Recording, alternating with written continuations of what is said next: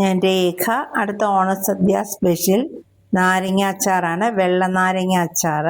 അതിന് വേണ്ടിയിട്ട് 6 ചെറുനാരങ്ങ എടുത്തിട്ടുണ്ട്. അന്ന് ഇഡലിത്തട്ടിൽ വെച്ച് ആവി കയറ്റിയതാണ്. ജസ്റ്റ് ഒന്ന് വാടുന്ന അത്രയും ആവി കയറ്റിയാൽ മതി. നാരങ്ങ പൊട്ടിപ്പോകരുത്. ഇനി അതൊന്ന് ചെറുതായിട്ട് അരിഞ്ഞെടുക്കുകയാണ് ഞാൻ.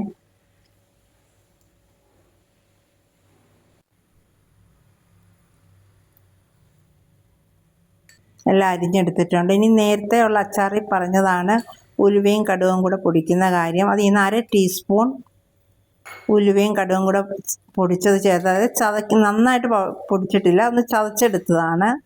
അത് ചേർത്ത് കുറച്ച് കാന്താരി മുളക്, ഉപ്പ് പോരെങ്കിൽ കുറച്ച് ഉപ്പ് വെള്ളവും കൂടെ ചേർത്ത് ഇളക്കി അടച്ചു വയ്ക്കുകയാണ്.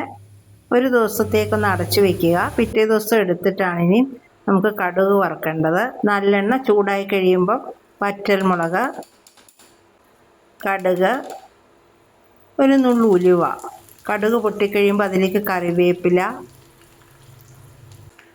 ഇനി അതിലേക്ക് ഒരു നുള്ളു കായപ്പൊടി,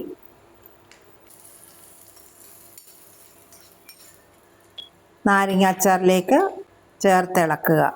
വളരെ വേഗത്തിൽ തയ്യാറാക്കാവുന്ന അച്ചാറാണ് വെള്ളനാരങ്ങ അച്ചാർ. എൻ്റെ വീഡിയോ ഇഷ്ടമായെങ്കിൽ ലൈക്ക് ചെയ്യാനും സബ്സ്ക്രൈബ് ചെയ്യാനും കമൻറ്റ് ചെയ്യാനും മറക്കരുത്.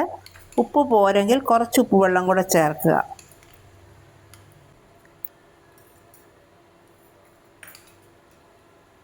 അച്ചാർ റെഡിയായി. തണുക്കുമ്പോൾ ഒരു കുപ്പിയിലേക്ക് ഇട്ട് വയ്ക്കുക. Thank you.